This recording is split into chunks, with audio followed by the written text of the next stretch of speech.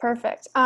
So before we jump in, this is going to be a lot of me talking, but I also would love to see friendly faces. I can recognize some names here as well of people I know, and also some new folks, which is awesome. So yeah, like I said, I'm going to be talking a lot, but I'm also going to try to make this engaging. Hey, Jake. Yeah, so thanks so much for joining. Thanks so much for buying my book. This is the first, I think I've mentioned this a couple times to the group, but this is the first product that I've personally sold after starting my following. And so this is it's really cool to be part of and to see so many people be supportive. And I hope that you learned a lot if you started reading the book. I hope that if you haven't read the book, you will get value from it. And if not, if you don't get a chance to read it, I hope these sessions bring you some value. So thanks for joining.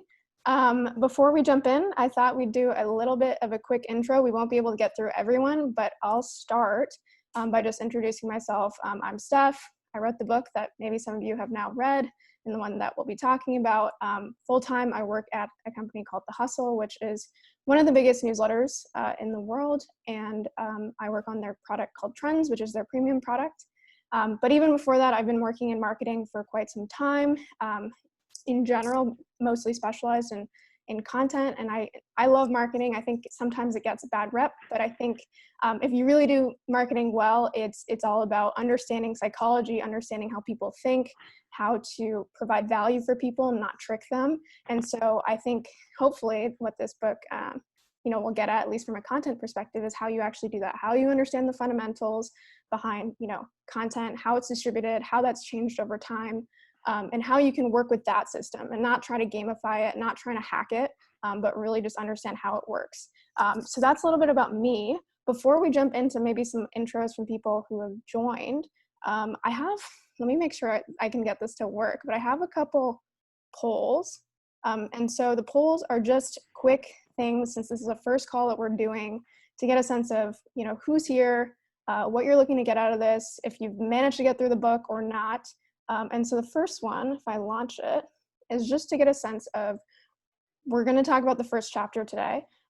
If you've had a chance to read it, if you've had a chance to skim it, if you haven't touched it at all of them are fair game, but just to get a sense of how in-depth I should go when I cover the content. Cool. So it looks like around half have actually gone through the whole thing. I'll let this run for a couple more seconds. Once I end it, you guys should be able to see the results. There we go. So 37 people have read the whole thing. Quite a few more have skimmed it, which is great. And at least, most people have at least read the summary. So that'll be helpful. We'll be diving into the content, and some of it will be repetitive if you have read the whole thing. But I find that, if you've read something, sometimes hearing it in a different form, audio, being able to discuss it just helps cement it more. So hopefully it's still valuable for the 37% who have read the whole thing. We'll do quickly a second poll, which is just to get a sense of where you're all at in your content journey. And what I mean by that is, have you been doing content for a decade and you're just looking to refresh things? Are you completely new to this and you're kind of using this as an experience to get yourself launched? Or are you somewhere in the middle?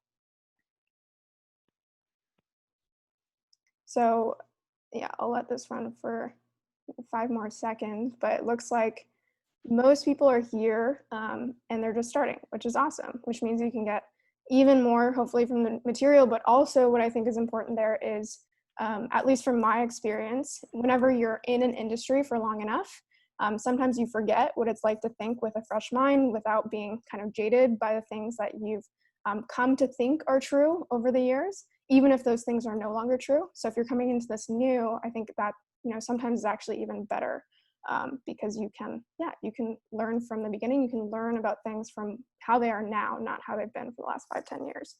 And then finally, one more before we jump in, which is it's this one. Yeah, so given that the book is 5 or 6 chapters, and each of them focuses on a different thing. So this question is to get a sense of the people here, where do you need support? So I know we're going to be talking about chapter 1, but just want to understand of the people attending, is this really the chapter that you are struggling with most? Are there other things that you have been running into walls with. So yeah, just have a second. Obviously, yeah, I feel like a lot of people maybe struggle with multiple of these things, but to get a sense of what's the number one thing that you are struggling with right now. I saw Ben's comment, I need an option for all of the above. Yeah, I mean, all of these overlap as well, right? And so positioning relates to writing. I'm going to get into this when I start talking about this first chapter, but I think this one especially overlaps with everything in that, you know, however you set your positioning is going to determine how you actually utilize different distribution channels. It's going to determine how you're able to monetize it or not monetize. All of that stuff relates to positioning. And so here are the results. It looks like a lot of people are struggling with positioning and distribution. Cool. So we're going to be talking about one of those topics today. So I'm going to stop with the polls there. And just before we jump into the material, I can see, you know, a lot of you on video, which is awesome. I'd love to hear from, you know, at least a handful of you, who you are, I guess 3 things. So name and who you are, like where you're from. If you're working on any sort of blog or publication, what is it? What's its name? Feel free to shout it out, let people know what it is and what it does. And then similar to the last question that we were, you know, the last poll is just, if you're struggling with something, what is it? What are you running into? And if you don't have something that you're struggling with because you're either too early or you're just smooth sailing, then just throw out a fun fact or something like that. And so I think we're a small enough group where we can actually just have people go. I initially was going to ask people to raise their hands, but I think we can actually just have people slowly start to go off mute if people are ready to volunteer. I'll go real quick. Cool.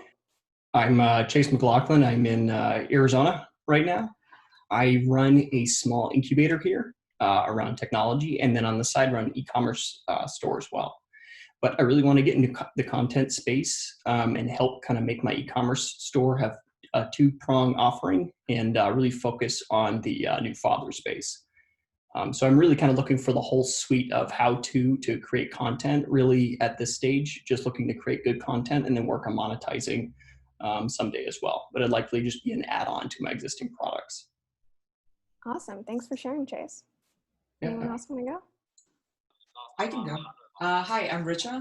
I'm from Seattle. I'm just starting out. And I want to document my journey going from a service business to a SaaS business.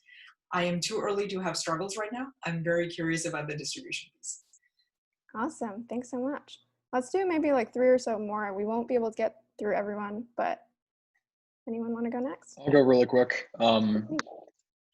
Andrew right here. I live in Columbus, Ohio. I work at a venture capital firm and venture studio here. I've been writing for about I've been doing content on like social media for a little over a year now. I was writing for about 6 or 7 months consistently on a blog with somebody else. The other author dropped off, and then due to long stories, some bandwidth issues, some drama issues at my firm, I kind of had to cut back on the writing for a little bit. But anyway, so really been looking to get back into it. Just got a new site set up, so hoping to start doing something consistently, and kind of just the goal to build and learn in public and try to build an audience as I kind of progress with my career and hopefully do some other interesting things. So nice to meet everyone. Thanks, Andrew. I'll go next. My name is Daniel Roger. I'm basically from Spain, from Barcelona. I'm working here just as a venture studio. We're a venture builder, and basically I'm in charge of research, getting new ideas for new markets. And I'm an expert on validating new products. And this is why I like trends so much. It actually helps me refine the way I analyze things. My long-term goal is to build my own companies. And I want to start a blog by myself where I teach how to validate new products and how to do research. So I'm still not struggling because I'm starting to build things, but so far, so good. Perfect. I can go next. Go for it.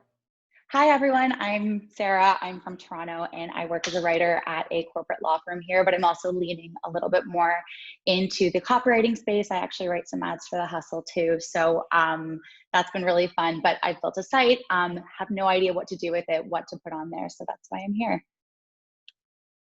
Awesome. I'm from Toronto too, originally. Not there right now, but fun. Yeah.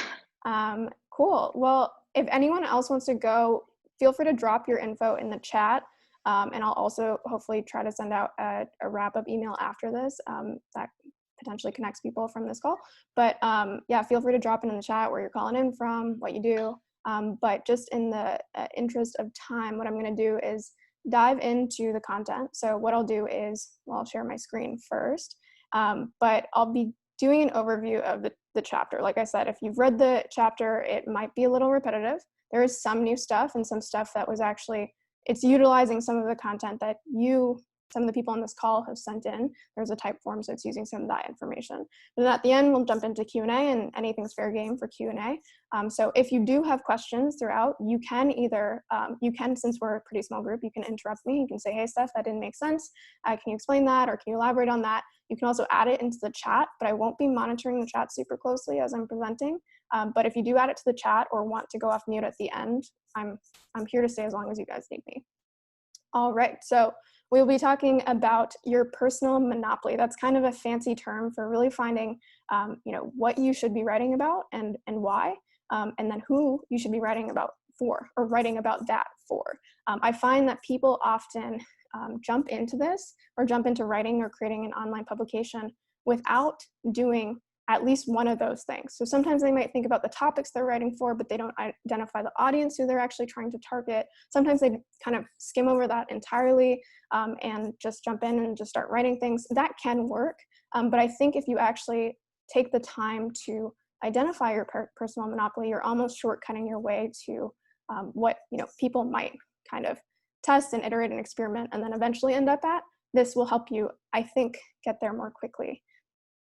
All right, so the best way to understand how to create great content is actually to learn the fundamentals about, at least in this digital era, how content works and how we got here.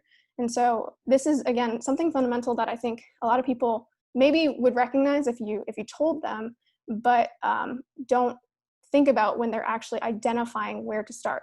And so let's go all the way back to the 60s, when, if you grew up in the 1950s, you had no way to, if you wrote something, if you wrote a letter, you would have no way to actually get that information in front of someone, in another continent. Right? We had Daniel from Spain. Like, I would never be able to, show him. I would never be able to have this session overall.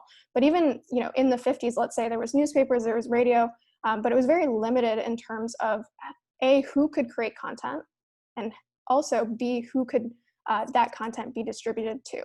And so in the 60s, the early kind of vibrations of the internet got started. And then in 1989, thanks to Tim Berners-Lee, we got the World Wide Web. So that was really kind of foundational in creating something where anyone, anywhere, if they had access to this web, could now interact with other people who were along the nodes of that web. So really, really game changing. But even then, even though the World Wide Web started in 1989, it wasn't for another 5 years when specifically writing online became more common, as in writing in terms of like how we view it now, blogging. With Steve Gibson was he's viewed as the first full-time blogger. But then again, it took another 5 years for platforms to start existing. So platforms enabling people. I don't know that much about Steve's story, but I assume that either himself or someone he hired had to create a site for him. What he didn't get to, log on as we do today to WordPress or Ghost or whatever platform you use and just start writing. And so in 1999, Blogger was founded. But then I would say the turn of the century is when things really started to accelerate. So I call this the internet age. There's many reasons that people call, the 21st century, the internet age, or era. But specifically as it relates to digital content, 2003, WordPress was founded. Now WordPress powers, I think it's like 30%, 30+% of the web. But again, in that decade following WordPress being founded, all these other companies that we're familiar with today, Squarespace, Wix, Ghost, Drupal, all of these companies that make it so easy for us and everyone else in the world to publish online were founded. And then 2016, not that long ago, right? We're in 2020, was really, I think, if you look at the graph, so I talk about this in the book, there's a tool called Built With, where you can see how many sites are using specific tools, but you can really see that around 2015, 2016 is when you just start to see this like inflection of so many sites going online, and in particular blogs. And so WordPress sites in 2016 had 5x from 2011, or relative to 2011. And then now we're here in 2020, and there's billions of websites out there. In Q1 of 2020, there was over 300 million new domains registered.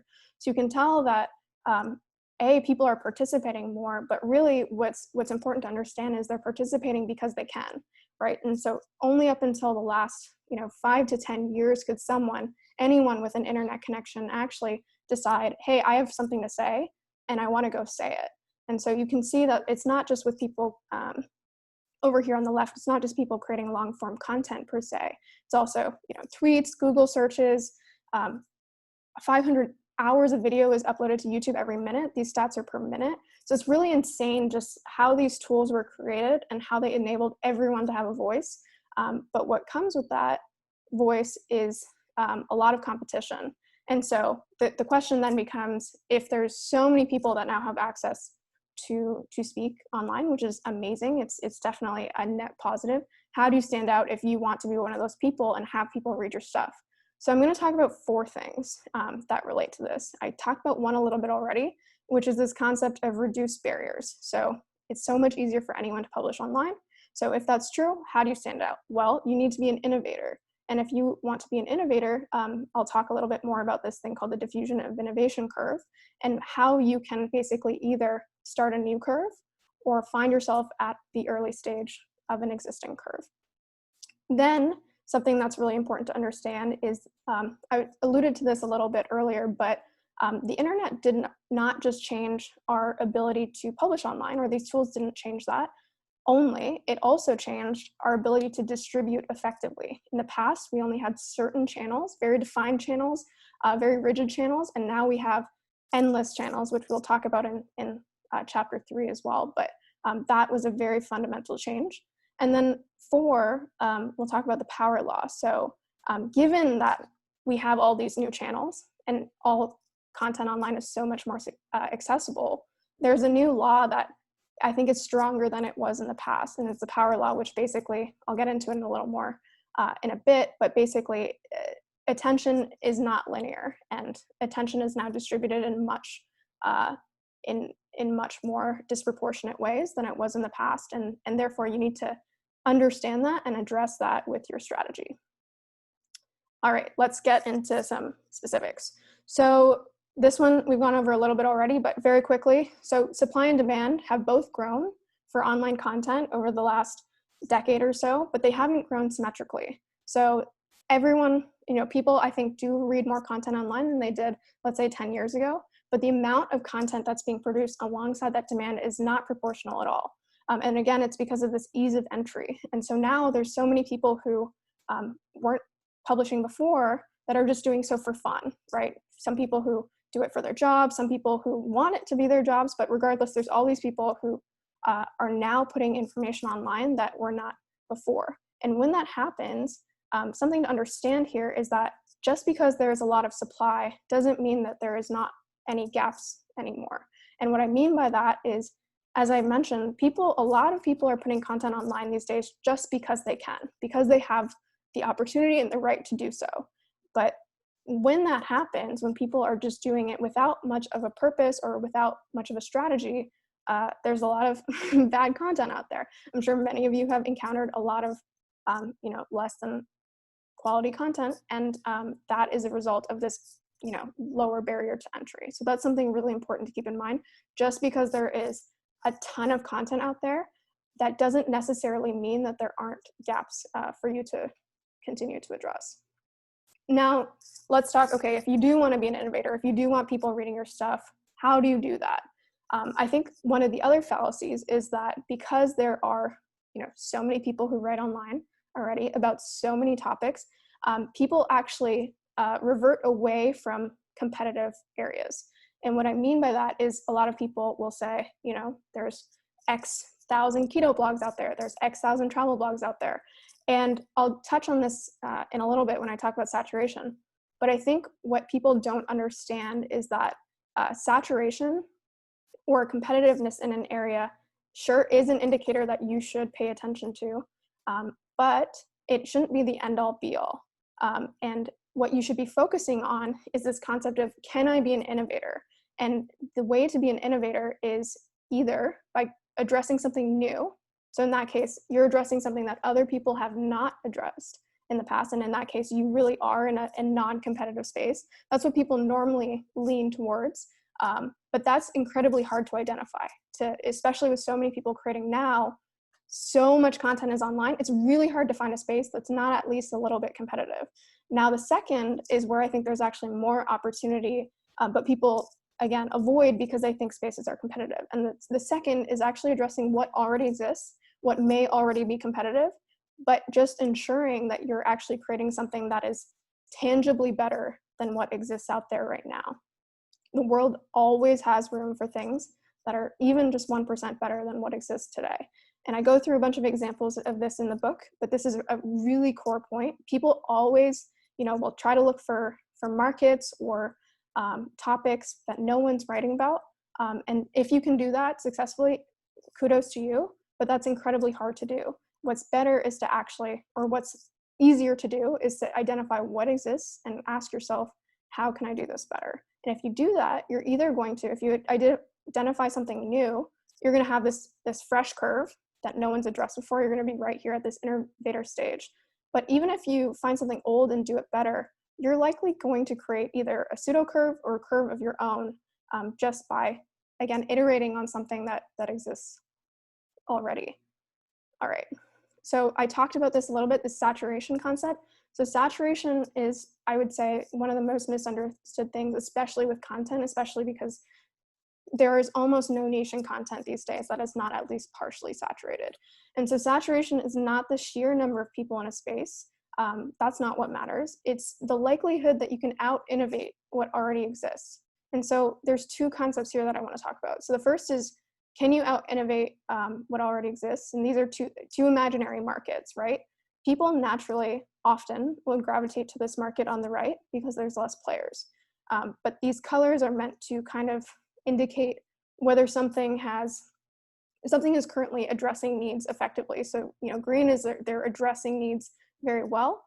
Yellow is, some in the middle, and red is not addressing those needs. And you can see that even though this hypothetical market has many more players in this market, these players are either, just satisfactory, or they're not really doing a great job to meet customers' needs, versus these three players, even though there's less, are doing a really great job of addressing the needs of the people who require that market. And they each will take up much more market share, and there's not going to be as much room for someone to out-innovate them.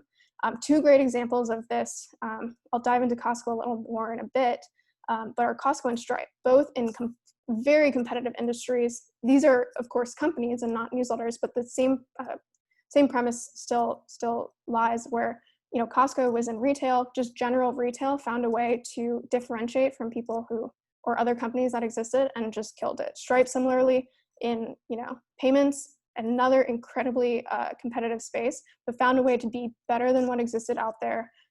And they enter very competitive markets, but did it much better. And so the point here is, don't be afraid to enter competitive markets, but just make sure that you do have an edge. And I'll talk about the edge more in future slides. Now, the other place that people go wrong is that they choose areas that people just don't care about. And so, again, people stay away from competitive industries or topics. But if something's competitive, that actually, at least in one sense, indicates that people care about it, right? There are currently competitors in that market who have market share, who have customers that pay money or engage with what they're doing. And that is a signal that people care about that thing. Now, what a lot of people do is they try to target things that, no one is tackling. And again, there are cases where this works, but it's very hard. And there's this great quote from Paul Graham, or I think it was actually a tweet. And it was basically, him talking about people who have product ideas, and he goes, you have an idea, you check whether it exists, it doesn't, good sign, right?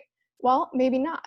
Maybe you're the first to think of it, but maybe it's actually just an idea that people think of all the time, and the reason it doesn't exist is that it never works. And the same is true for content, where you could just be writing about things that people don't actually care about. And so you have to make sure that you're gut checking your decisions here, not just in terms of who's already there, but if you can out innovate them, and if you are choosing a topic that a lot of people don't seem to be writing about, make sure people actually care about that thing.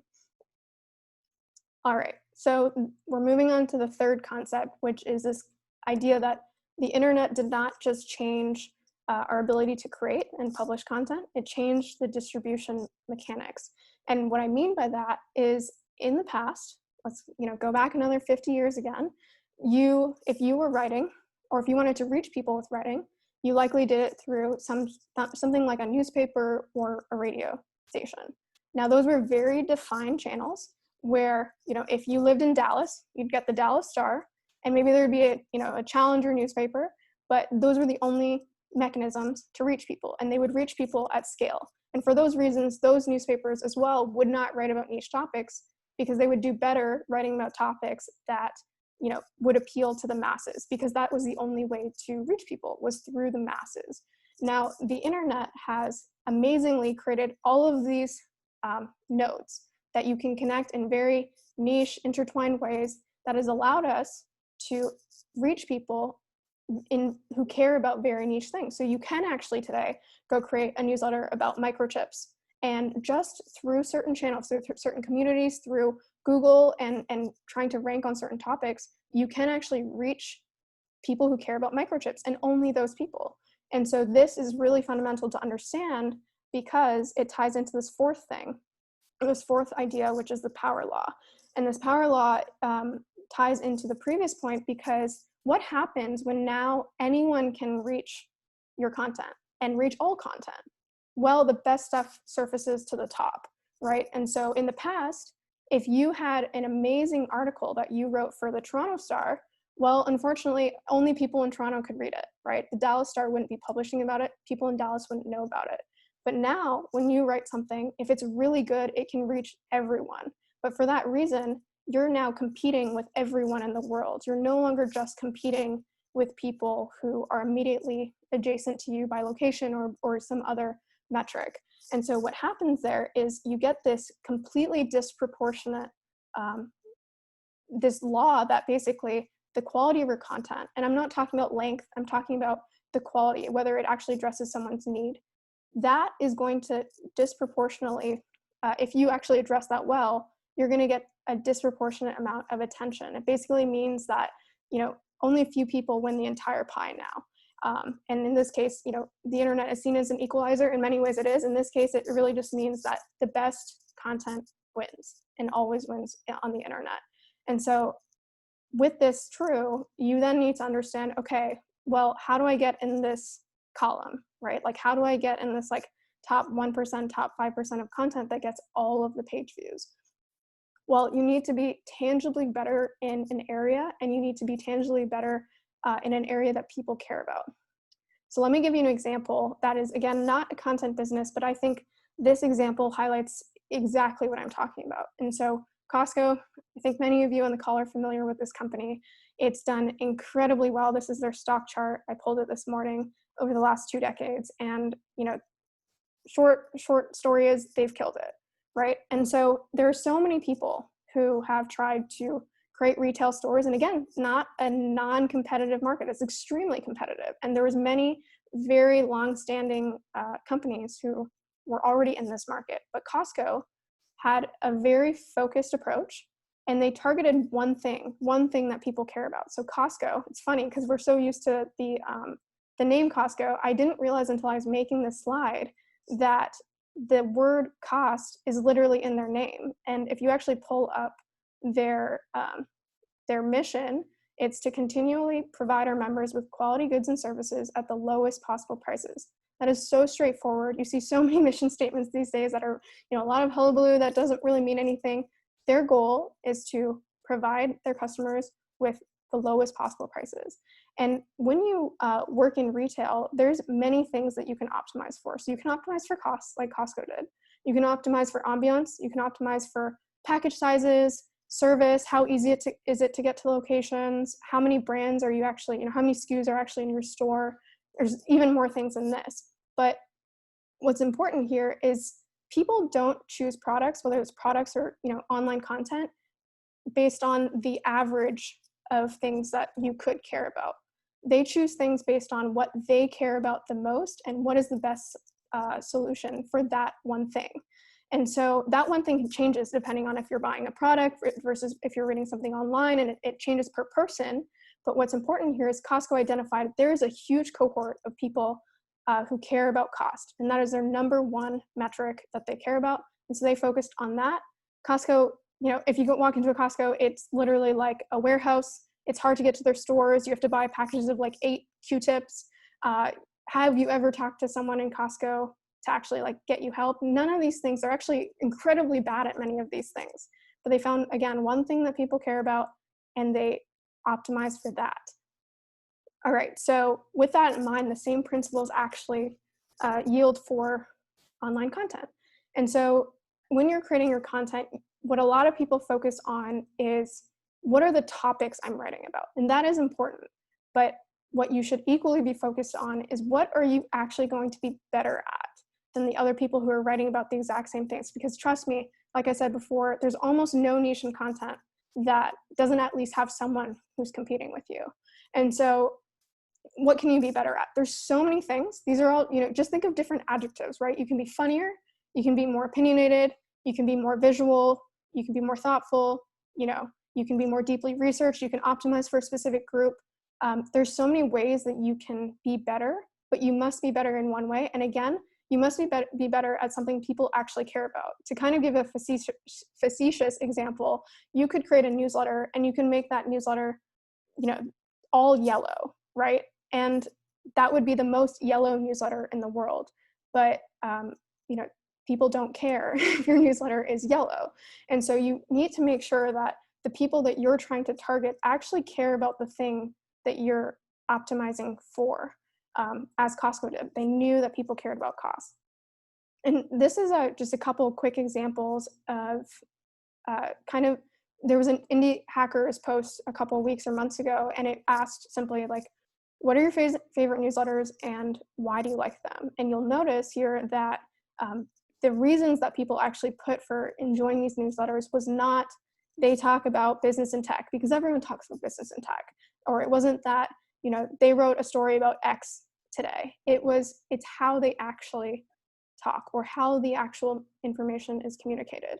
And so just to give a couple examples, short and to the point, basically the second one is saying it feels like a professional writer wrote them, so higher quality, snappy data visualizations that are quick to read. So in this case, it's visual, but more importantly, it's quick. It's helping people who care about their time. And so I asked for people who were attending the session to fill out a type form before this, and these were the results of the people who filled it out in terms of their favorite newsletters.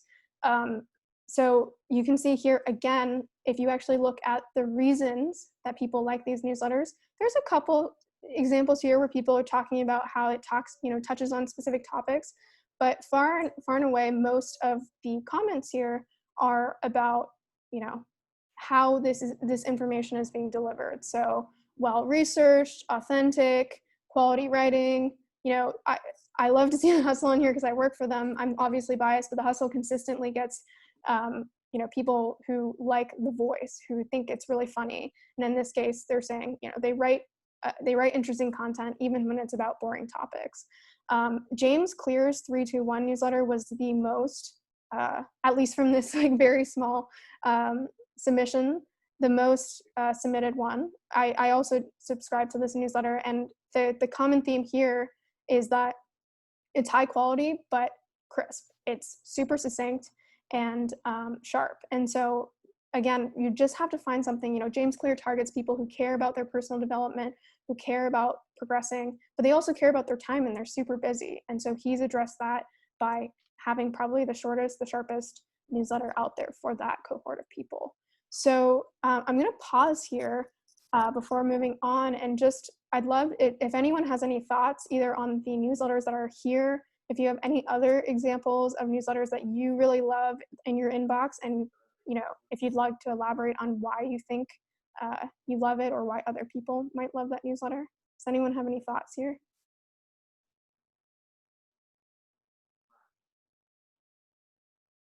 One thing with the hustle that we always like was the shower thoughts on Fridays. They were always just like really clever and original, and so like now my boyfriend and I will be like, oh, did you see the shower thoughts today, or like there was a good one today. So I think that's an example of like um almost like a niche feature within the newsletter.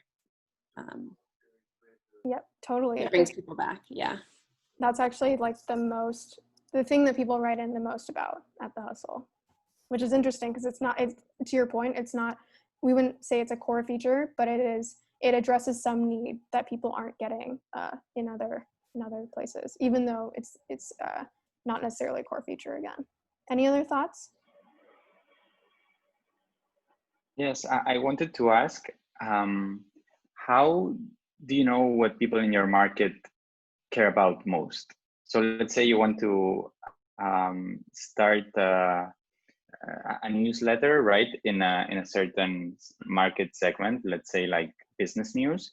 How would you like understand what adjective people care about most? So there's let's say use business and business and tech news as an example. There's gonna be people who care about different things, right? So that's really important to keep in mind. Like the Hustle and Morning Brew basically have the same audience or a very similar audience. They trade on different things. And so what you want to do is identify, of the like wider industry that you may be targeting, who are, and I'll talk about this in a little bit with this idea of like, who are your true fans, your 100 true fans, like who are the like very core people that you're trying to target. And you should be able to, as it talks about in the 100 true fans, like you should be able to write like a paragraph about who this person is. And if you can't do that, go find that person, right? Go interview people until you find someone that loves your content, right? And then go talk to them and say, hey, like, let me learn more about you. Where can I find 100 more people like you? And also, what part of the newsletter, like, why do you open this every morning? And also, what other newsletters do you open? And that's another trick. If you interview people, ask them what other things they read, not just to find out what topics they care about, but to understand, like, if everyone, if that individual reads a bunch of like very short newsletters, you probably can gather that person really cares about their time and optimizes for that. Do you know what I mean? Versus you might find that someone subscribes to like all super long form newsletters and really cares about depth. And so it's a common like piece of advice in startups, but if you don't know who your core users are, go find that out first and then interview them, talk to them before trying to scale. Content, you don't necessarily need to wait, but it's something that you should do as soon as possible. Does that answer your question? Thank you. Yes. Okay, cool. Yeah, I see why, like, James Clear, because it's about habits. It would be concise and about like really sharp in terms of like people that want to be really productive, right? So it makes sense. Yeah. Any other thoughts or? Yeah, I really enjoyed some of the Axios newsletters, and one thing I don't know if others do, but the fact that they say how long it's expected to read that, and to really, their tagline of smart brevity, where you're going to get a lot, but they kind of really lay it out for you. So I really enjoyed that. Yeah, huge fan of Axios. Also, the one that I call out in the book all the time is Charter. It's like my favorite newsletter to talk about, which basically has done it in a different, instead of shortening the writing or the content they're serving, they've just translated it into a completely or mostly visual form for busy people like me who just I want to get my business and tech news. I still read The Hustle as well, but Charter just does it so effectively of translating complex information into something visual that you can read in like 2 minutes. So again, that they're trading on some, maybe people at surface value would think that they're trading on like being more visual, but in the end, they're also trading on time and people who don't have enough of it. All right, sounds like we should keep moving. All right, so in summary, these are the fundamentals. We're not done this section, but these are the 4 things that you gotta kind of like nail into your head. This understanding that, you know, there is a ton of content and that does make things more competitive. It's certainly harder to become a successful, I think someone can go on mute. Actually, I'll just unmute. There we go. So yes, it's much harder to become a successful content producer in 2020 than it was in 2015, let's say, but that does not mean that it's impossible. You just need to understand that in the sea of really, you know, mediocre content out there, you must do something much better. And you must do so by understanding that, you know, there are some amazing new distribution channels that are available to you online, but that also means in order to target the right people, to target more segmented people, you need to understand what they want and what they care about. And if you can do that, if you can create content that a very specific group of people want, doesn't need to be a small group, specific is not necessarily small, then you will reap the disproportionate rewards of the internet, right? Remember I said that the pie is not linear in this case, like the pie gets owned by a discrete number of people at the top of this, like, you know, content pyramid, let's say. And if you're able to create something even 1% better than what exists out there, you will reap those disproportionate rewards. All right, so the question I get often is, okay, so that's cool. I need to find something that I can do very, very well. Like, what does that mean? What should I actually start with in that case? The reason that this chapter is called Your Personal Monopoly is because that is the easiest place to start. It's not the only place to start, but it is the easiest place to start, especially if you're unsure where to. And so a personal monopoly is just some fancy term for saying basically a differentiator, whether it be a skill that you've spent a lot of time progressing, certain level of experience that other people wouldn't have access to, or even just an understanding of how certain things work that other people haven't figured out yet. And so anything that you've spent an above average amount of time learning can be translated into information that is going to be valuable for the average person. That's a quote from the book, but this is kind of a visual where if you imagine over here on the left, someone knows nothing about a topic, and over here on the right, someone knows everything about a topic. You don't need to be here.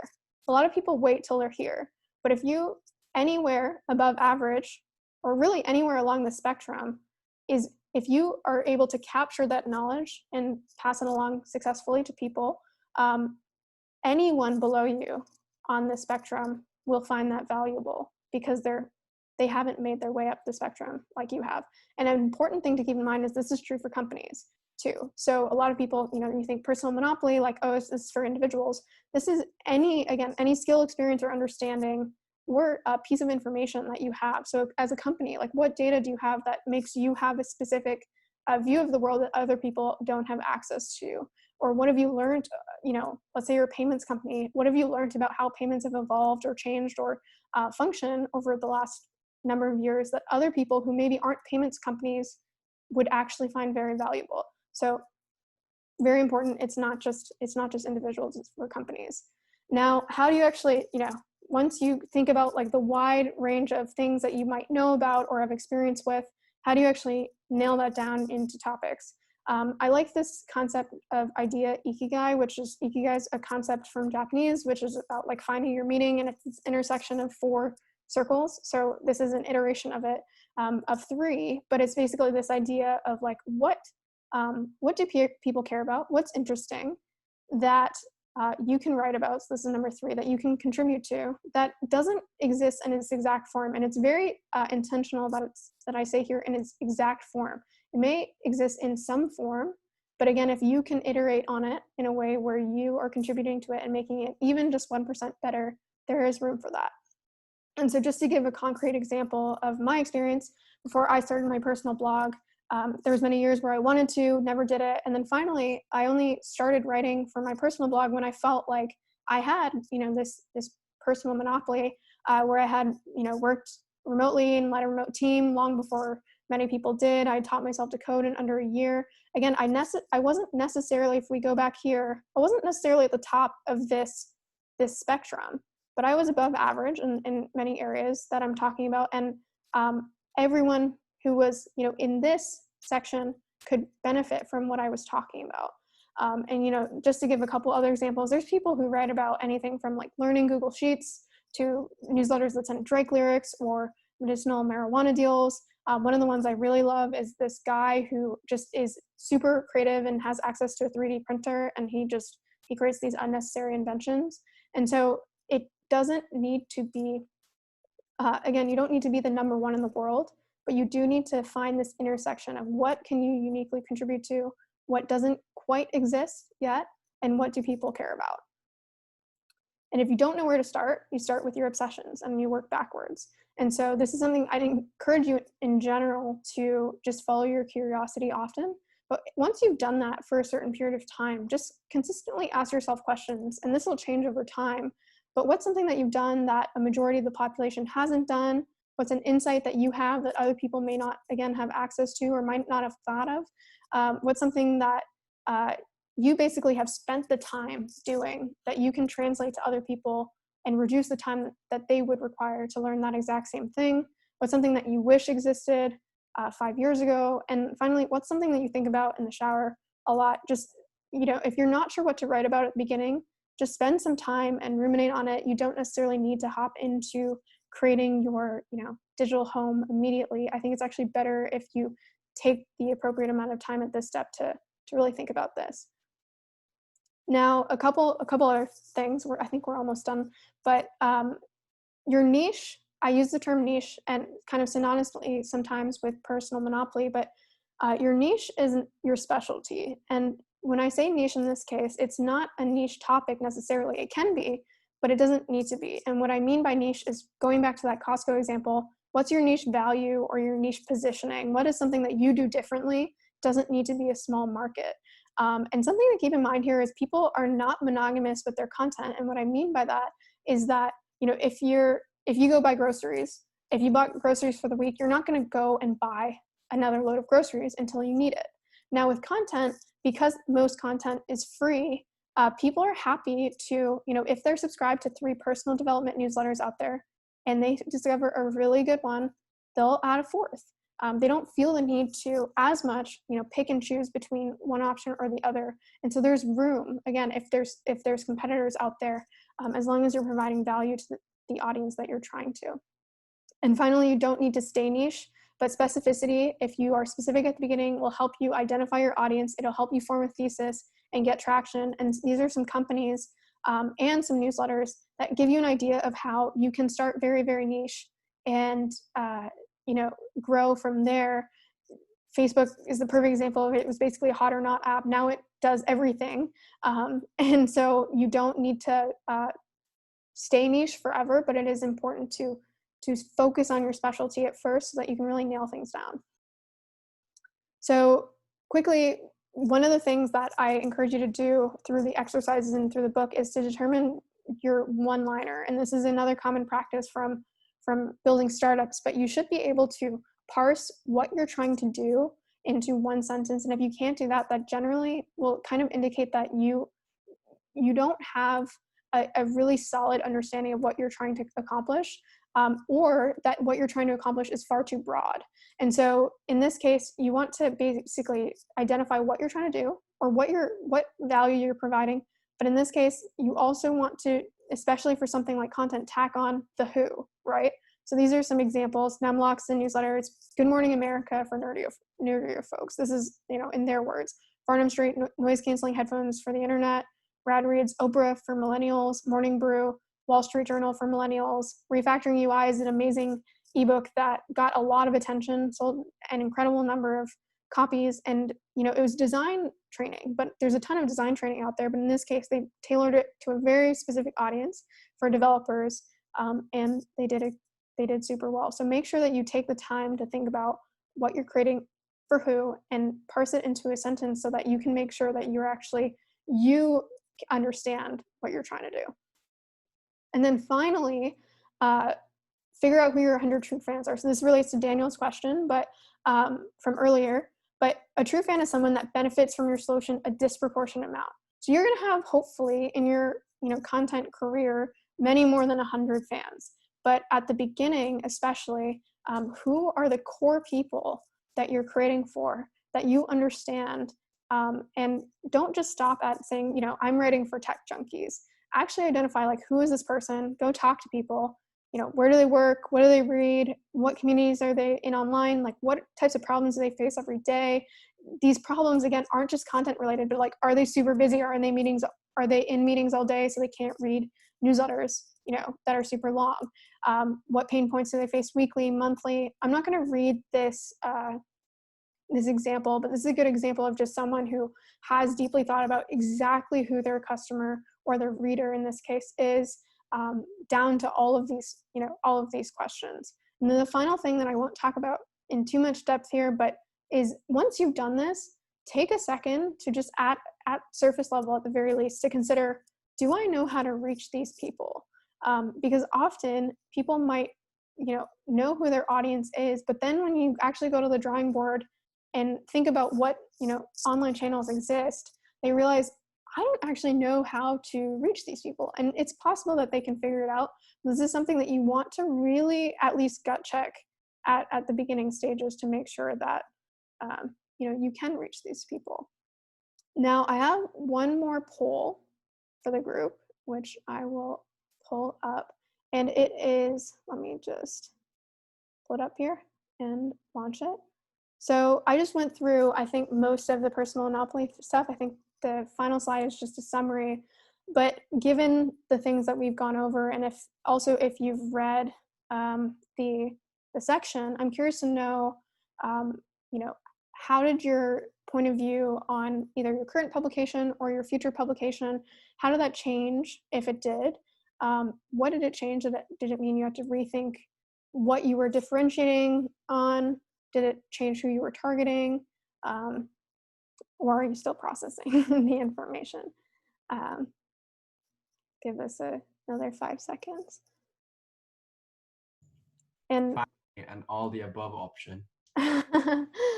Yeah, well, I'm gonna end the poll, but I'd love to hear if people are willing to share, if you did have to rethink any part of your personal monopoly, what was it? What made you, what was the realization you had? What are you now exploring? Anyone willing to share? Yeah, I'll love to share. I love the idea of this personal monopoly, but I'm always afraid that, as you were saying, I'm always led by curiosity, but like the more you find the niche, the less you can be just driven by your pure curiosity and touch on many things. So the question is like, is it worth to really go down that road, and what's the trade-off? And I've been kind of thinking about that. Yeah, so I like to kind of use the analogy of a friendship, in the sense that, so as I mentioned on one of these slides, like, you don't need to stay niche. And in fact, if I go back to, let me actually just go back to this slide. So all of these companies, and, Tim Ferriss and Shane Parrish, like, they started out very niche and they did not end up niche at all, right? And the reason I use this friendship analogy is because it's like when you meet a friend, right? You normally meet them, maybe at a soccer game or at a meetup where you're talking about some topic that you care about. When someone meets you somewhere, right, on the web, it's similar. They're exposed to some part of you.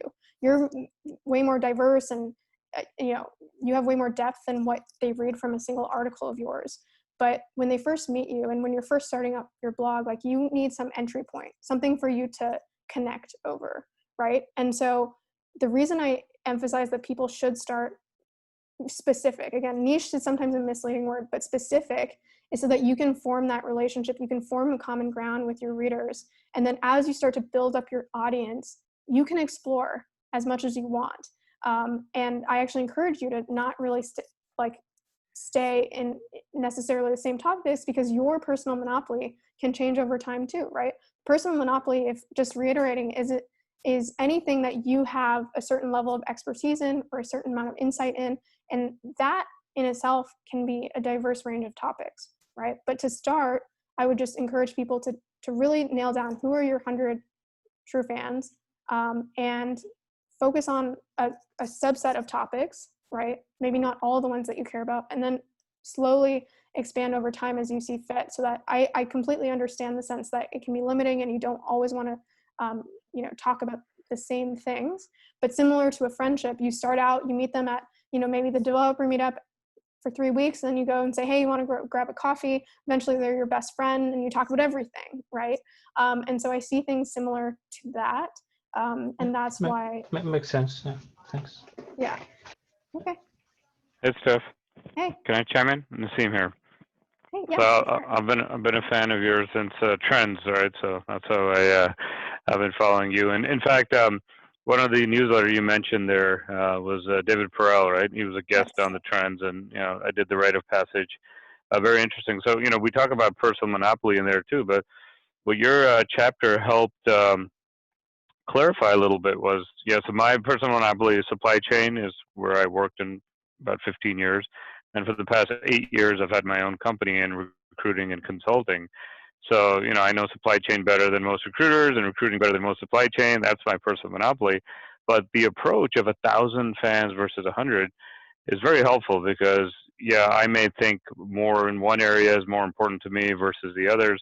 But where's the actual market, right? Is the market more on helping supply chain folks in their career, or is it more on helping the career folks learning better supply chain?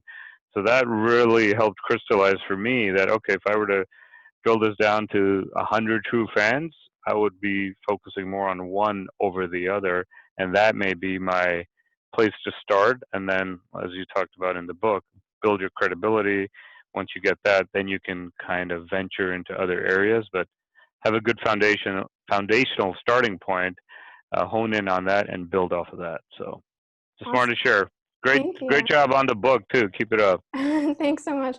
And just touching on that point, I mentioned this in the book a little bit, but sometimes it can be confusing if you have multiple audiences. And so sometimes it's useful to think about things in almost like a primary, secondary, sometimes even tertiary audience, where if you think about, let's say, even if you're targeting entrepreneurs, right? But then also you may be, targeting like aspiring entrepreneurs, or you may be targeting people who work in tech and business, but maybe aren't entrepreneurs themselves. It's like, what is the core person that you're trying to target, and who is almost at like the top of that supply chain? You're talking about supply chain. So who's at the top of that pyramid, where if you are actually writing for expert level entrepreneurs, who people, seasoned entrepreneurs who know it, who have done it, you by nature are likely going to attract the aspiring entrepreneurs or people who are just, vaguely interested in entrepreneurship, because you're writing the best of the best for the people who know what they're doing. Versus if you did the opposite and you wrote, just about like people who are just starting out, the people who are, already far along in the game are not going to care. They're not going to read your stuff. And so in general, it's often better to focus on experts, because by nature, you kind of loop in people who are non-experts, who are aspiring to be experts, if that makes sense. Cool. Any other thoughts on, if you had to rethink your monopoly, if you didn't, and you got, a clear vision the whole way through? Any other thoughts there? Just a thought, and maybe as much a question as a thought, but so for someone that's maybe trying to figure out what they're in like a more exploratory phase, they're trying to build an audience, but they're also doing like a lot of searching in what their maybe next steps are, what their focus is going to be. So it's tough to answer some of these questions around what exact demographic you're around, because you yourself are doing exploring. Does that make sense? Yeah, for sure. I think, like I said, or like way at the beginning, I think you can proceed and do things like just start writing and just start creating without doing some of this preliminary work, but you'll just end up kind of experimenting and finding your way to a path that I think if you focus on this first, you'll save a bunch of time. So to answer your question about like, okay, then how do you figure this out first? I think you've got to start somewhere. right? And so again, if you ask yourself, if we go back to some of the questions from earlier here, it's like, what are your obsessions? Ask yourself these questions, and then think about the intersection of like what your obsessions are with what you can actually write about, what you're excited to write about. Start there, right? And start testing one of the things there or two of the things there, and start to see if you actually like want to pursue this, you know, into perpetuity or for a while, because that's really important with content. And start to get some feedback, right? Write 3 articles and see how they go, and use those 3 articles. Like in development, there's this like explore exploit tactic, right, where you've got to like put stuff out there, you got to test things, and then you double down on what's working. So choose one of your obsessions, go test it, see if people care about it, see if you're getting any traction there, and then if you are, or let's start actually, if you're not, then maybe, you know, take a step back and explore something else. Now, if you are, then that's when I would say, okay, let's really double down on this, in terms of actually like pursuing it further, but then looping in that 100 true fans thing, right? Of actually saying, okay, now that I have a path that I'm, you know, interested in pursuing and I have a little more confidence in, let me actually take the time to understand who I'm targeting and do some of these exercises. Does that make sense? That makes perfect sense. Thank you. Cool.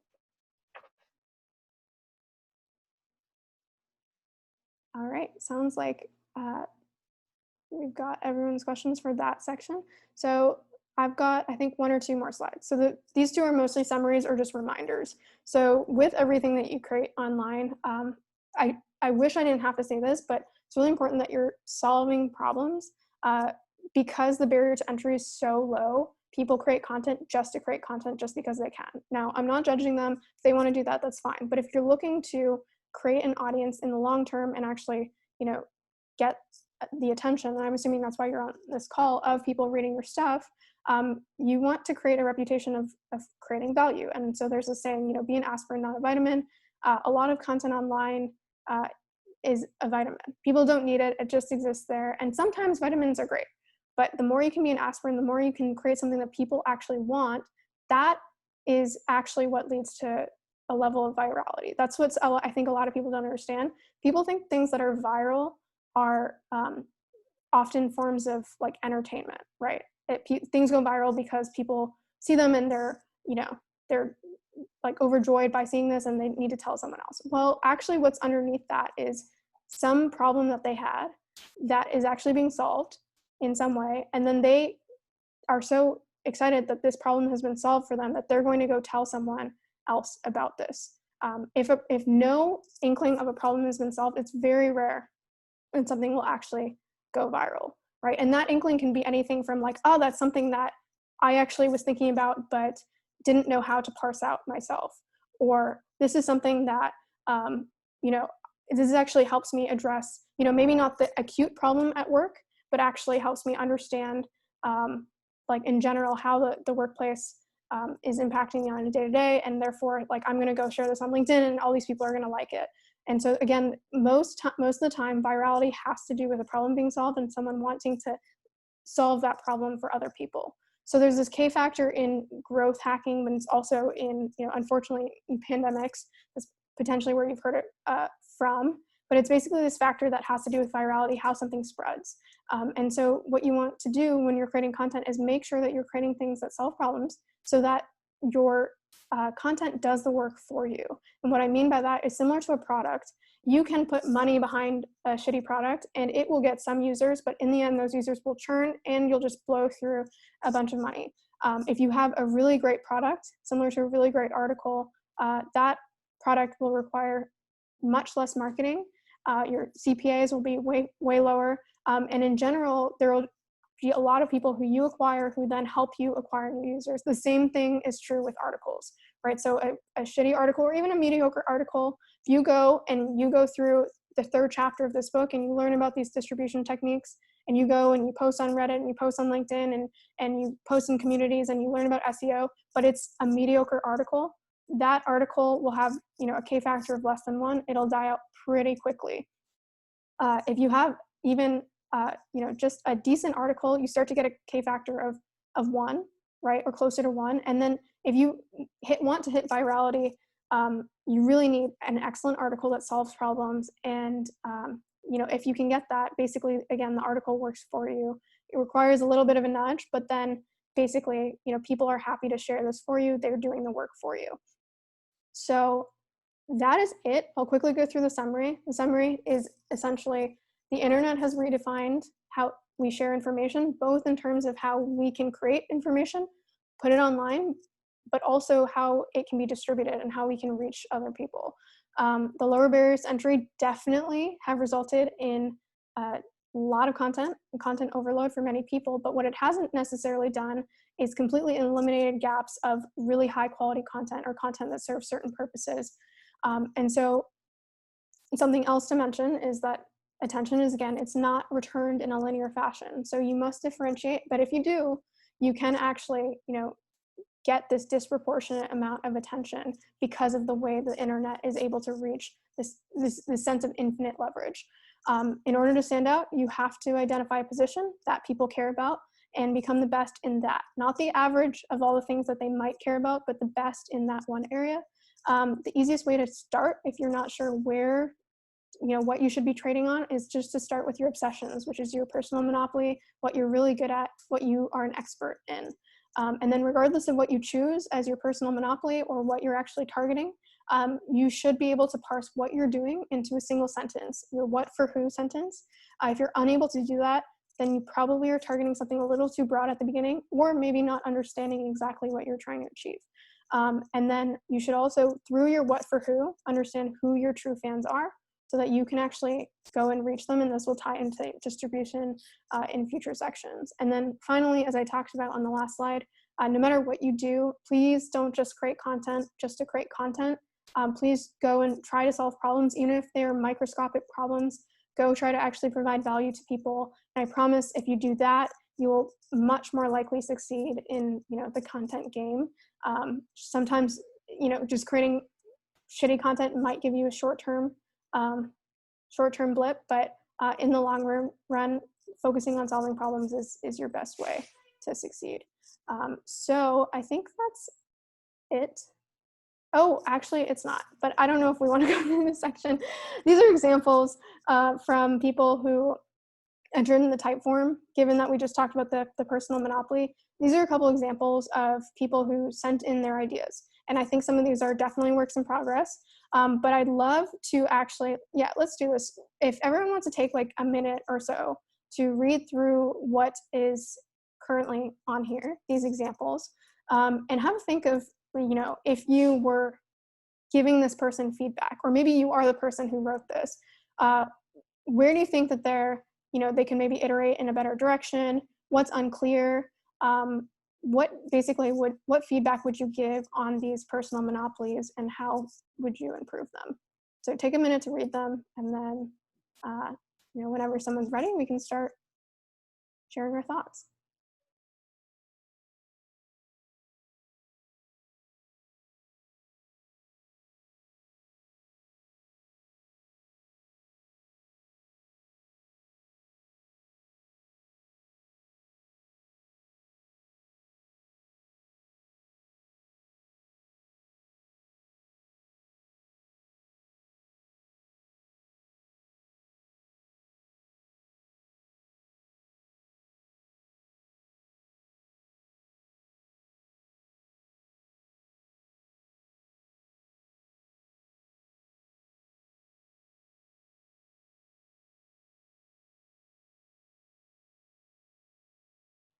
All right, so I've read through them. If you guys need a couple more seconds, feel free to keep reading. I'll comment on two of them to start. So the first one is the fourth one, so intersection of tech, society, and business. So I think this one, the first obvious thing is that what I think this is lacking is the who, right? The what for who. This kind of addresses the what, but within tech, society, and business, there are so many different personas of types of people that would read about tech, society, and business, and it's unclear, what in particular it's addressing. But then the second part is the what part of it on its own, I think, is also a little unclear, in the sense that are you talking about news for tech society and business? Are you talking about daily news? Are you talking about, long-term trends within tech society and business? Are you talking about something else? Why the intersection between these three things? To me, this one I think is a good start in that, you're niching down. You're not just talking about tech. You're not just talking about business. You're talking about this intersection of certain things. But I think it definitely needs to have an audience tied to it. And it also needs to niche down in terms of, or be more specific about, what type of information is it sharing within this intersection and why. And then the second one is down here, where I think this is a good example of one of the things that we recently talked about of multiple personas, right? So you've got biz dev and digital marketing for potentially Black or veteran creators and entrepreneurs. So there's like maybe 6 or so different personas in there that maybe overlap. But what I would encourage this person to do is, potentially one of these, if you focus on one of them, or potentially like, digital marketing entrepreneurs, let's say, or digital marketing for entrepreneurs. Potentially, if you focus on that, you'll capture, as I said before, some of these other subsets, or you can expand in the future. But I would say that this one is a great example of what I see often, where someone wants, the world and wants to target everything, and that's awesome. But when you try to do that, you end up actually, bringing in nobody. And so what I would advise that person to do is focus on one of these, like biz dev for creators or digital marketing for entrepreneurs or something. Maybe layer on one of these, but definitely not both of these at the moment, and start there and then expand. Does anyone have other thoughts about any of the others on here? Yeah, I've got a thought. Ask a quick question. Oh, I'm sorry. Oh, no worries. The actionable insights and steps to learn new skills for 20-somethings focused on personal growth over mass socializing. I think that you're onto something here. I wonder why mass socializing is a detriment. As Steph says, you want to be aspirin instead of vitamins. I think you could reword this to say why that's the problem you want to solve. And in doing so, you can also kind of hone in on what kind of 20-somethings you want to appeal to. I think that's great feedback.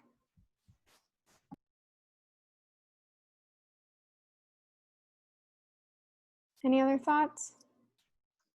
Yeah, I just think that maybe a lot of the whats are missing adjectives, like the ones you suggested for newsletters. And again, some of them don't have a clear who, which is the multiple personas thing that you mentioned too. Perhaps here in Becoming an Intermediate Ruby Rails Developer, a guide for junior Ruby Rails software developers is really good, but it would be better if the guide had an actual adjective. So like a very, like the quick guide to shoot your career up really fast, right? So I think it needs an extra like adjective. I really like that, because I think what also sometimes people miss is they're describing something in terms of what it is, not what it does. It's like a common mistake in marketing, right? So you're saying like, okay, this is a guide. Okay, that's great. But what is someone who actually wants to become an intermediate Ruby developer? What do they want? Well, they want to, as you say, like get their next promotion, or up level their career, or get a raise, or whatever, right? And so targeting that instead of just saying, hey, like this is a guide for you to get better, really making it clear what will this actually get them? What is this thing that it will achieve for them? So I think that's really good feedback. I know there was someone. I'm sorry. No, go ahead, Andrew. Yeah, just really quick. I like the I help content creators and influencers to become entrepreneurs by creating and developing their digital business. I think that's great. I get a pretty good feel for what you're doing. I think you could just shorten it a little bit and give it almost a little bit more of a punch. So I help content creators and influencers build digital businesses, or you could even weave the to become entrepreneurs by building digital businesses, but some kind of way to like shorten that, and where it just has a little bit more punch to it and you get it really fast. That would just be a quick thought there. Awesome. I know there was someone that I think one of us interrupted. I'm not sure if they ended up getting a chance to speak or not, but want to give them. Oh, I think that was probably me. Cool. So just like feedback from the group, my example is the last one. So the biz dev and digital marketing for Black or veteran creators and entrepreneurs. In general, I leave the Black and the veteran piece out. But I think aside from the fact that I worked in Silicon Valley for a few years in digital marketing, I think my differentiator is probably in one of these two groups, if not both, potentially. I'm not sure. But what would your strategy be in terms of deciding which of these two, in terms of maybe total addressable market, or what would your process be for figuring out which of these two, if you've got multiple options or multiple things that you think you might have expertise in? How do you decide which one to go with first? So it depends on the situation, but the way that I would think about it is where does my expertise lie most closely? Like, who am I able to help the most? Do you know what I mean? Where it's like, sorry, I live near a train, everyone. But for example, if there's like 3 things that I can write about, and I'm not sure where to start, and I'm at this like beginning stage where I'm really trying to like build an audience, it's like who, of those 3 groups, if I did go and create content for all 3, which one would actually benefit the most? Which one would I actually be providing tangible value for the most? Because those are going to become your true fans the quickest, right? And that's where you get that like jump start. And so you may go and choose one of these. Let's say you start with Black creators and entrepreneurs, and you do that, and you're able to provide the most value for them the most quickly. Start there. And then, as I said, you can expand, and then you can potentially create content for veterans as well. But I would focus on whoever you're able to tangibly provide value for the quickest and the most. Does that make sense? Yeah, it does. Thank you. No problem. Hey, Steph, I had one question. Sure. What if we don't have a personal monopoly figured out yet? So first question, are you creating content for yourself and in your own publication, or are you doing this for a company? No, I was thinking about starting a blog. So wanted to, while I read through your first chapter of the book, I saw like you waited five years to like build that expertise, and then the time was right for you to hit the market. Sure. So is there any benefit in doing any kind of content publishing during those years when you have not figured out your personal monopoly that would be of help during that time? Yeah, so my answer to this would be that definitely you don't need, again, if I go back to this, where is it? This slide. You don't need to be here, right? And even though I use my example of, waiting X number of years, like there was no perfect time to do it. Like I didn't time that at the exact right moment where I got, super lucky and everything came together because I launched at that time. Now, what you want to balance is that, writing takes a lot of time, right? And that you're not just like aimlessly throwing stuff out there that people can't really benefit from because you're not really there yet, right? Like you don't really have something concrete to say.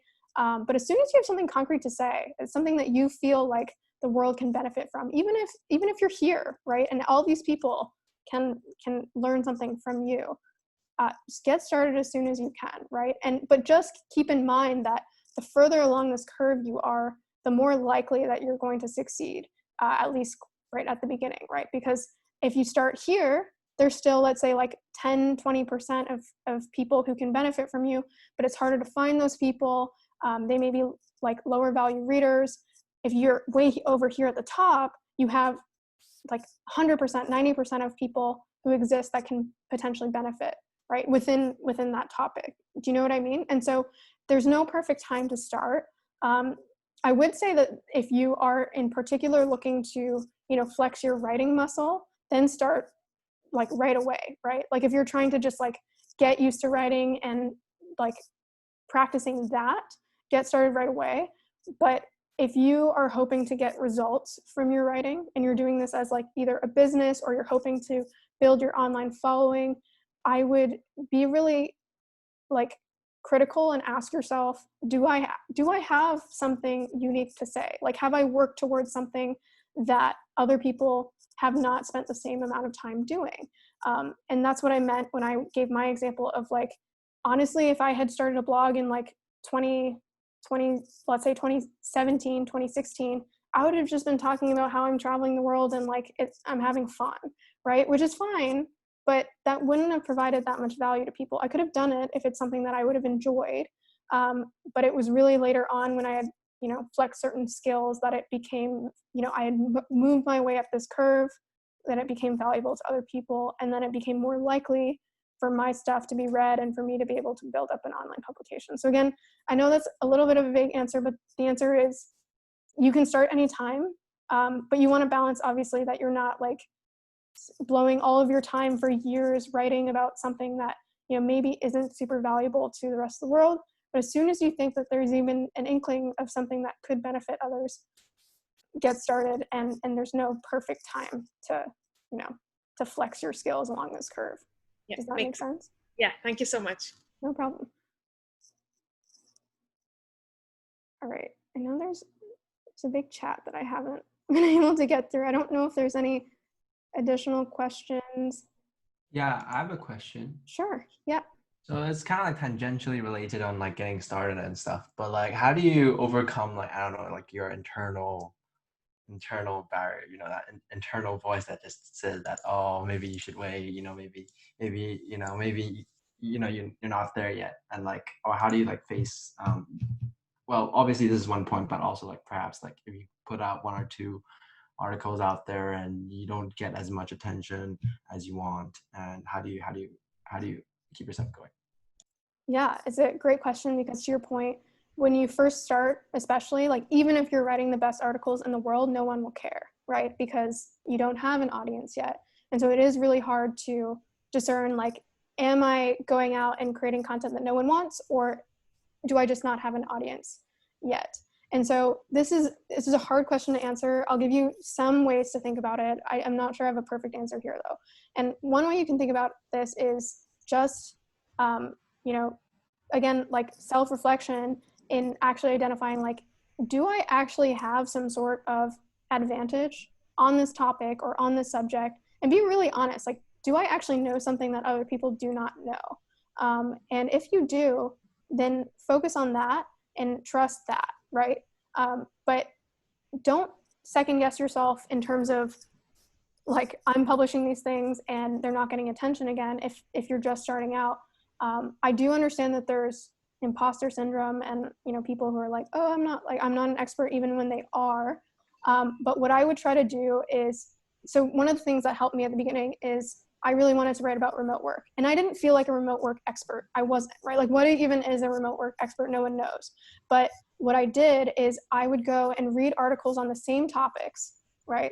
The exact same topics. I would search things that I wanted to know about remote work. So a good example is I was leading remote teams. And I always wanted to know, how do you actually build culture in remote teams? Because it's one of the hardest things to do.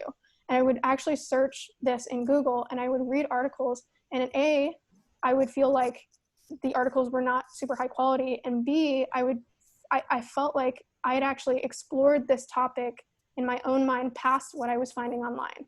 And that was a signal to me of, like, you know what, I may not be the expert, because it's hard to even say what a remote work expert is, but I've spent enough time thinking about this and trying to think critically about this that I at least think that, I'm somewhere along the spectrum, above that halfway point.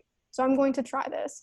And so I know that's not a perfect answer, but I would encourage you to go and, like, if you're unsure about your own work, go read the work out there on those topics and just try to compare, like, and be honest with yourselves in both ways, right? Am I actually, talking about this in a higher quality way? Yes or no? If it's no, then, maybe take some more time and become more of an expert in an area, or select another area that you have more expertise in. But I would actually encourage you to go read what you're competing with. And I think normally that will give you a pretty, like, visceral reaction of, like, oh, I can work with this, or like I'm on this level or higher, or not. Do you know what I mean? Yeah, sort of. I'll have to digest and think about that, but thank you very much. Sure. Yeah. So, right, that one's really hard, because it's one of the hardest questions, whether you're, like, starting a startup or a blog or anything, where it's like, how do I know everything's slow at the beginning? How do I know if things are slow because I'm not doing things right, or because I'm at the beginning and things tend to be slow? And so try to look for signals that, even when you're early on, right? If you share an article with a community does that community go and like respond to you and say, that was a great article, Steph, like I hadn't thought of that before? Or does the community not respond, right? You don't necessarily, when you're early on, you can't look into Google Analytics and say, I'm up 10%, traffic week over week or whatever. So just look for as many like micro signals as you can of people reacting to your stuff. And that honestly, it's not a perfect approach, but I do think that gives you enough signal to be like, oh, like someone actually found value in this. And even if you're early on, you may not get hundreds of thousands of page views or even thousands of page views, but I guarantee if you create an excellent article, you post it in a community that is for the right people, they either A, will talk about it, and or B, if it's amazing, they will go and share it for you, like I said. And that is the best signal. If you see people sharing your stuff without you asking, that's the epitome of, again, you provided value, you solved a problem for them, and you're doing a good job. So look for those signals, even though it can be difficult to kind of like see through the noise at the beginning. I'm reading through, if anyone else has questions, feel free to jump out, but I'm reading through. Paul asked, I have a question. Steph mentioned, oh, you guys found it. Yes, charter.co, chartr.co. Was there any other questions? Steph, when you're ready, I have one. What's that? I said, when you're ready, I have a question. Oh, sure. Yes, please go ahead. All right. First of all, I want to thank you. Your objectives are your first lesson helped me put some things into place as far as what I'm, my differentiator, being funnier, concise, and visual. So what I wanted to ask you is, I do a lot of videos, but writing is not my thing. But one of the things I really like about trends is the voice, right? Keeping a consistent voice, so many writers. So my job is now, everything in my mind, I want to get a writer who can convey that in the objectives I talked about. How do you guys manage to keep the voice, keep it funny, and find writers who are consistent with that? Because that's really what I need to do. So any feedback on that would be great. It's a good question, because it's funny, I've had people ask me, like, does the Hustle have really detailed guidelines on voice that everyone studies and trains on when they first start? And we don't. But with that said, we do mostly hire people who have been fans of the Hustle for a long time, right? So they've read enough of the content over like many emails that they get it. And again, I think sometimes people get confused with voice because they're like, it's a way of writing, but it's a tool, right? It's a way of communicating with people. And the best way to understand the voice that you're trying to achieve is to understand who you're trying to talk to, right? And so identifying who you're trying to talk to and always keeping that in mind helps you stick with the voice, more so than trying to think like, oh, I should use these types of sentences or structures or words, because that can be really tedious and doesn't work most of the time. But just thinking like, again, I think the best way to think of written content is just imagining that, your newsletter is your like cohort of relationships, your friendships, and you tend to create friends with a certain type of people, just like you create an audience with a certain type of people, and you talk to your friends in a certain type of way because that's your personality, right? And you talk about a certain group of things because that's what you care about and that's what you're an expert in, and you met these people because you went to certain types of events, you hang out in certain communities. And so I think online, because things are less personal, we tend to approach things in these, like, again, like growth hacks, and like if you just do X, Y, and Z, then you'll get here. But try to just remember that everyone that you're talking to is a person with their own problems, their own personality, and they're choosing to engage with you. And I always like to say, I think I mentioned this in the book, that like people will talk about their lists as like, I have a list of 11,000 people. And it's like, you have a list of 11,000 people who trust you currently, right? And so if you change things up in a way where you break that trust, like you don't have anything really, you've just formed relationships. And so the best way to think about voice and all of these things is just to think about who are the relationships that I've built, and like, how do I want to speak to them, right? And that comes through in a much more authentic way than, again, like setting rigid structures for like how you define voice, I think. And that's an opinion, but that's what I would say. And that's what's worked for the Hustle, because again, you would think we have this like very clear definition of the Hustle voice, and we actually don't. So I hope that helps. That does help. So at the end of the day, I just need to hire from one of the Hustle viewers, readers, what I understood. Well, just, you know, someone who like understands, like if you were to describe like what you're trying to go for, like who are the people that you're trying to reach? Absolutely. So I just was writing that down. So what I'm trying to do is take that little piece within your trends, which is the global component to it. And I want to blow that up because that's what I do a lot of teaching and coaching in India. So I want to focus on global trends for entrepreneurs who are trying to up level their identification of trends and opportunities, right? So that's a long thing. I'm trying to shorten it. That's who I'm focused on, who are looking for what's happening around the world, global trends. And I know timing is the most important thing for most business to be successful. Painfully, I've learned a lot of those things. So I want to communicate that information concisely and visually. So Got it. I mean, I think that's a great idea. My advice for you is you may like the hustle voice, but the hustle voice is curated at a different, or it's a similar audience, but not the same audience as what you're targeting. And so I would figure out what the voice should be for those people, and like hire like an Indian entrepreneur that you know is your target audience, and you maybe can, you know, copy or kind of like take parts of the hustle voice and use that, but that translates well to like the hustle's audience, which is overlapping but not the same as your audience. And so you would want to figure out what your audience actually resonates with. They might not actually resonate with the type of voice that the hustle has. no, absolutely. That's good feedback. Absolutely. So what the point is, I'm funny in real life, but my writing really does not get that across. I'm trying to find a way for me to communicate that. So now that I know what kind of talent I need to hire. So that's really what I was going with. Awesome. Thank you. No problem. Hey, Steph, I have a question. Sure. It's a similar question that someone asked before, but I was hoping that you know, I can get some advice. So for someone who doesn't know where they stand on the scale of expertise on that slide that you had on before, one thing I noticed about myself is, so I'm a pretty avid reader and I enjoy consuming a lots of random content. But for me, I have this belief that the information that I know is common knowledge to the general public, and I almost have this fear that if I do decide to share something, the replies I'll get, you know, they're just like, duh, obviously everyone knows that. So how, I guess my question is, how do I know how much of an expert I am truly in a certain field or topic? And for someone who doesn't have content, because I know that you mentioned that, you know, why don't you test, right? And share an article and see what kind of feedback you get. How would you give advice for someone in a position that I'm in?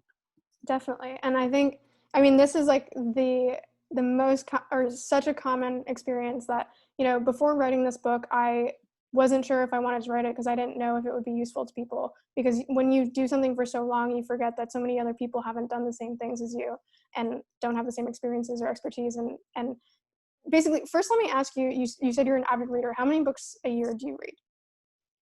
So not so much books, but I'm browsing articles all day. Okay. All day. So I do a lot of reading on Reddit, just like a lot of random stuff, and definitely on Facebook, and of course email. You know, I follow the hustle. I've been following you guys for several years now.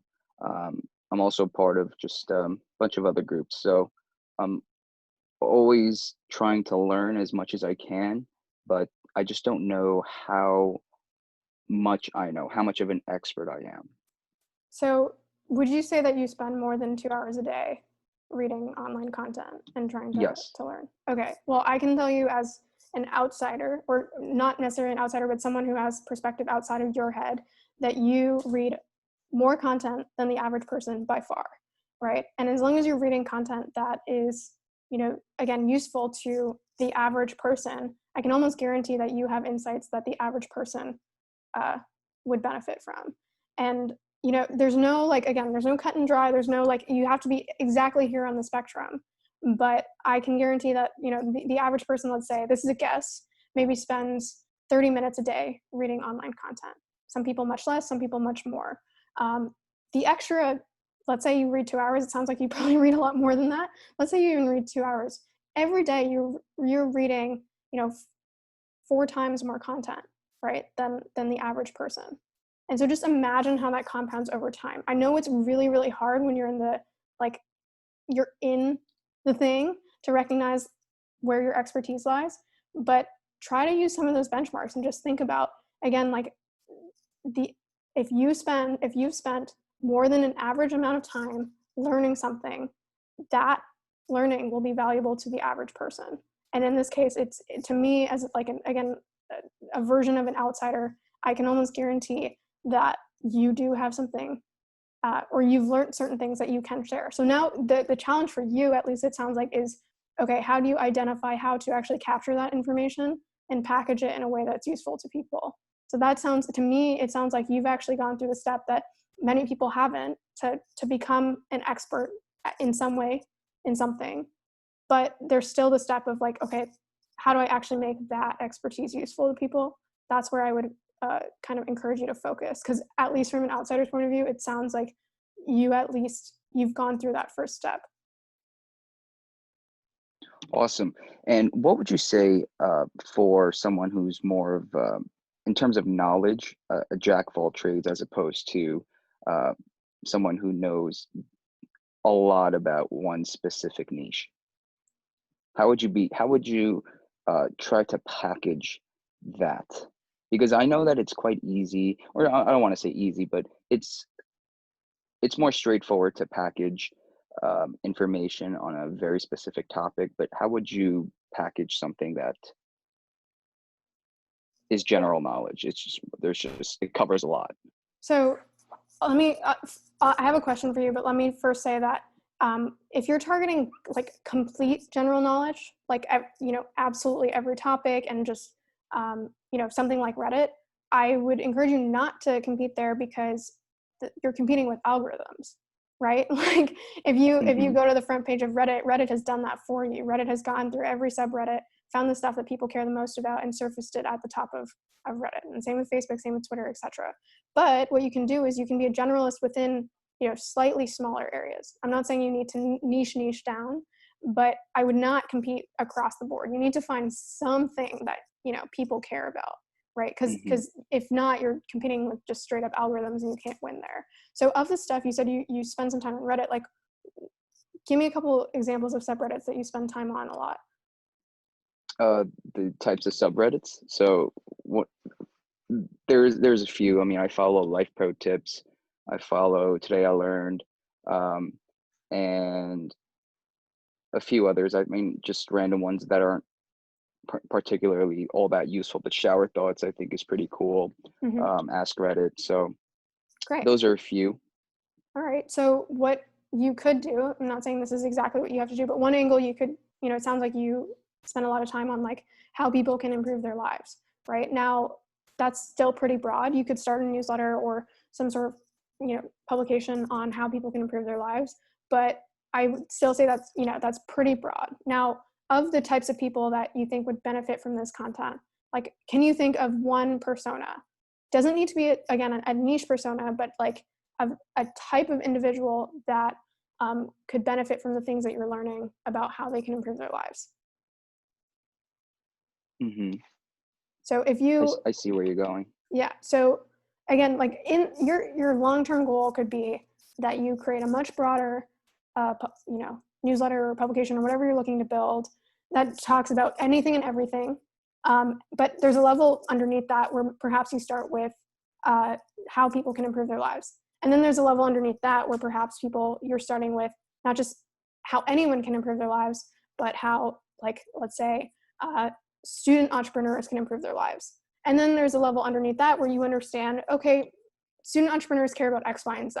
Maybe student entrepreneurs really hate reading all this, like, long form content, and they actually just, they love video content, or they love, content that's more visual, or that's created by other Gen Zers, right? Like, things like that, where you're like, okay, I'm not just now creating this broad thing, where then you've started with something really broad, you've identified some subsection of that, you've identified who could benefit from that you're going to start out with, and then you've identified what does that person care about, and then you've got this, like, niche that you can start out with, right?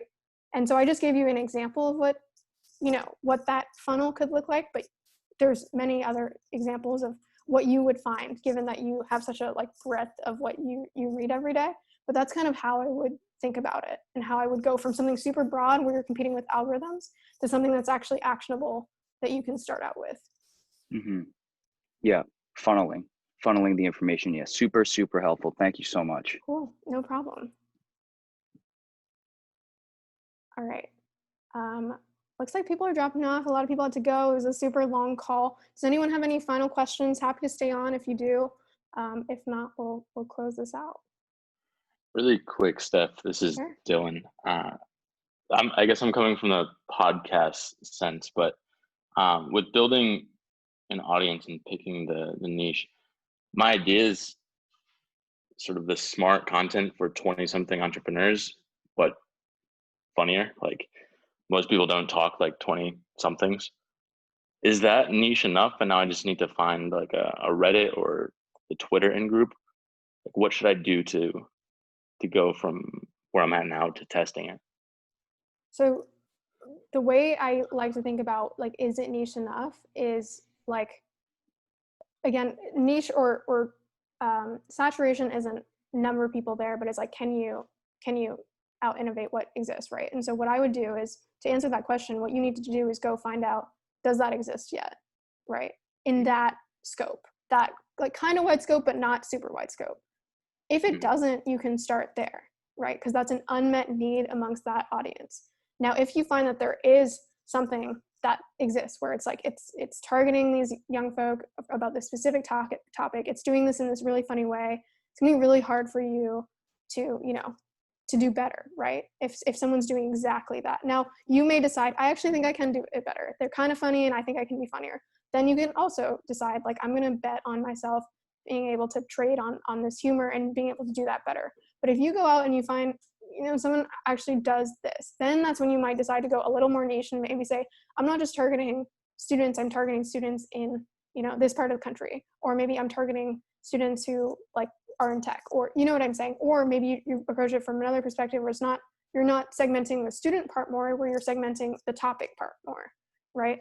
But in order to know how deep you need to go, it's just addressing like what exists at that level and can I compete at that level? You know what I'm saying? And you, again, as I've mentioned many times in this call, you can level up and expand, but you want to find a level that you feel comfortable that you can penetrate, right? That you have an easy in at. Do you know what I'm saying? And then you can expand past that. I'm picturing like, I don't know, those things in science class where you have like a bunch of large rocks and then they get smaller and smaller to sand, like figuring out, I don't know, that maybe the analogy doesn't make sense, but like how deep you have to go before you carve out your space. Yeah, a good way to think about this is like, so if you, let's say there is a podcast that, can you remind me on what was the topic that you said? It's called Smart Nonsense. It's basically smart entrepreneurship topics. Awesome. Cool. So entrepreneurship topics, let's imagine there is a podcast that talks about entrepreneurship for, Gen Zers, and it's pretty good. And you're not sure like exactly how to like do better than that. Well, there's some cohort of those Gen Zers listening who care about entrepreneurship, who really care about, like, let's say entrepreneurship in tech, or entrepreneurship in maybe something not like tech is super common, right? So maybe something even more niche that is more fun and you can actually play a lot more with, right? And what you can do then is, instead if you entered at that level of the broad, just like entrepreneurship level, then how are you going to convince all these, these potential people who already listen to podcast X that yours is better? That's much harder to do than to be like, hey, actually, you care about this, right? Well, this is a podcast that actually focuses more on this, right? And so you're finding, again, your first fans, right? And then it's easier to grow off of an initial existing fan base than to just try to like scoop up people who are happy with what they already have. Do you know what I mean? Yeah, basically take what's out there, and then if I can't compete at that level, just get like a sub demographic within that. Yeah, and again, the demographic could be based on, a certain type of student, certain part of the country. It could be a certain part of entrepreneurship. You can find different ways to cut it, but you want to find a way to cut it that you do have an edge, right? Because and just kind of reiterating, like, you might have an edge at that level, but you need to stop. You need to figure that out, right? You need to see if there is someone doing what you're doing exactly how you're doing it. And again, if you think there's some way that you can differentiate through humor better than what exists out there, that is an edge in itself. But you kind of have to be honest with yourself about these things. Like, do I actually think I can do X better? Do I actually think people who listen to this? Am I actually funny? Well, I guess it's a funny way to put it for like humor, but you know what I'm saying? Like, do I really think that I have an edge in this space? And if not, like, how do I create one? Well, in some cases you niche down, in some cases you focus on being funnier or whatever. But I think this is where sometimes people aren't honest with themselves, not with humor specifically, but just where they're like, oh yeah, I can do this. But it's like, you really think that you can create like a better email than X? Like, they're doing pretty well. And so, like, what do you think you actually can do better? You have to kind of be honest with yourself and isolate whether that's true or not, you know? Dylan, have you gotten the chance to speak to a lot of 20-something entrepreneurs? I just talked to Brandon Zhang. I don't know if you're big on Twitter, but he's kind of, well, yeah, basically a lot of friends from school. Those have been easy, and then slowly branching out within Twitter to some followers. By the way, in general, again, I don't know if it exists, so I can't say if like how easy it will be, but I love the idea of creating content specifically for Gen Z because they are completely different than all the other generations, and they don't like, that's almost like what Morning Brew did, but for a slightly different demographic, is they basically said, we're gonna, Wall Street Journal does, finance for older people, markets, economics, etc. But it's really boring for these younger people, not Gen Z, but like more like millennials. And so they basically isolated that, and they said, we're going to make this for millennials. We're going to make it choppier, like shorter. We're going to make it funnier, etc. And I think there's an even further level to that because Gen Z and millennials, like, there's such a big gap between those and how they consume content. So I think it's a great idea. I just don't know the space super well, so I don't know how competitive it is. I don't know what exists there currently. So once you, sorry to hog a lot of time, but basically get the tagline, and that's like the first thing, whether it's in the intro of the podcast or on your webpage, you're like, a one-liner is ideal for when people just show up, and that's what we're trying to discern. Yeah, so I mean, a one-liner is good because it's good for two reasons. One is that it helps you get to the point where you have clarity as to what you're building, right? But it's also important that, like Morning Brew, it was so easy for millennials to understand the Wall Street Journal for millennials. They're like, I get it. I have this problem that I want to consume content about economics and finance, but I hate reading these long form articles on the Wall Street Journal, right? And so you get to the page and someone understands, A, I know what I'm going to get, and B, this addresses a problem that I care about, right? And so the one-liner should do that for your core fans, right? So that some Gen Zer come in here is like, oh yeah, like I totally care about this topic, but there's nothing really that like feeds it to me in a way that I like. And that one-liner would capture that, right? And it's almost like signaling that like these are your people, right? You want to be part of this for these reasons. But like a short sentence that can achieve that is so powerful. It's hard to do, but it's powerful. Awesome. Thank you, Steph. Appreciate it. No problem. All right. Anyone else? I know there's some people still listening in, but we've been on for a while. So if no one else has any questions, thanks so much for staying this whole time and sticking with it, everyone. This was really fun for me. And yeah, there's going to be sessions like this every single week on every chapter. Yeah. So I'm just curious to know. So if I turn up to this session now, because I'm technically in like a different time zone, it's like midnight here for me. Mm-hmm. And so like if I turn up to the other session, so will it? Because I remember that you mentioned in your first emails that you do them move them to Wednesdays. I was wondering whether you're just going to keep the Thursday, Friday format, or in terms of like logistics, how is it going to be like moving forward? Yeah, so I know I apologize. There's a lot of mix-ups because I just did not expect this many people to buy the book in a short period of time before the live session started.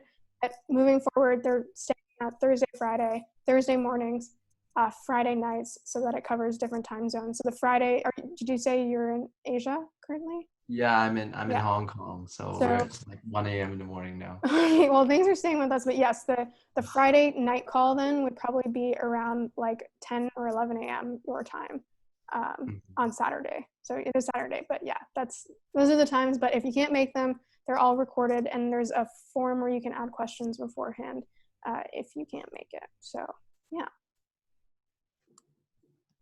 All right, cool. Well, thanks so much, everyone. I'm available if you're not in the Telegram chat. Make sure to join. I think I set up a bit.ly link. It's bit.ly/DCR-chat. Let me quickly double check that.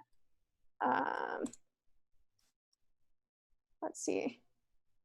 Yes, sorry, not bit.ly.com, bit.ly/DCR-chat. Sorry, DCR-chat. That's where you can join us in Telegram, and I send a few more updates there, but any important updates are sent out through email. So yeah, thanks so much, everyone, and hope to see you next week or in future weeks. Bye. Thank you. Thank you, Steph. Bye.